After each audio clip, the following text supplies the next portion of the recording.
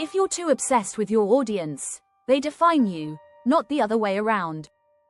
You may become successful, even wildly successful, but at the expense of yourself. What was your message if you so easily abandoned it? Your real message was no message at all. It was just your desire to be perceived as successful.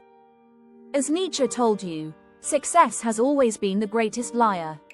All you actually wanted was to play the narcissist game.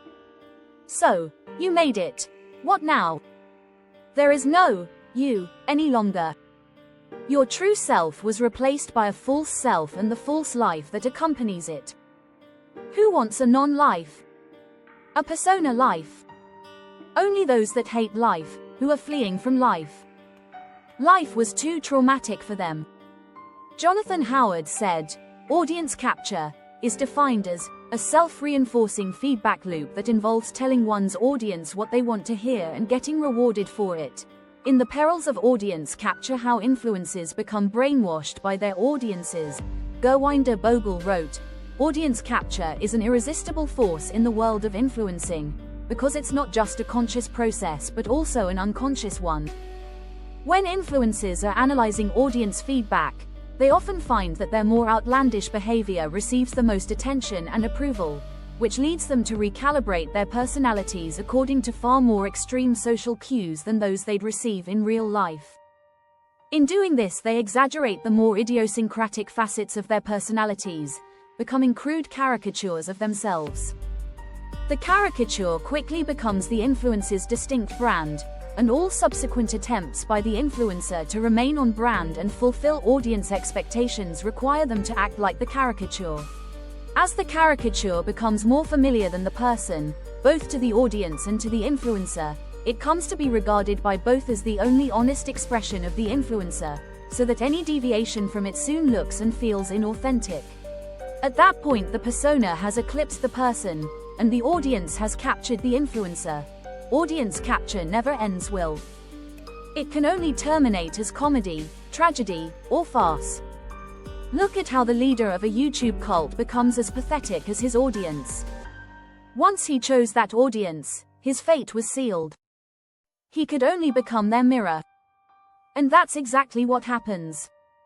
Mirror, mirror, on the wall, who is the most vacuous of them all? Bogle wrote, the rampant appetite for attention caused the person to be subsumed by the persona. All narcissists abandon being people. They prefer to be personas, masks. They are not real. There's no one behind the mask. The mask has taken on a life of its own. But it can only ever be a false life. Bogle wrote, we often talk of captive audiences, regarding the performer as hypnotizing their viewers. But just as often, it's the viewers hypnotizing the performer. Performers become hypnotized by how they are seen by their audiences.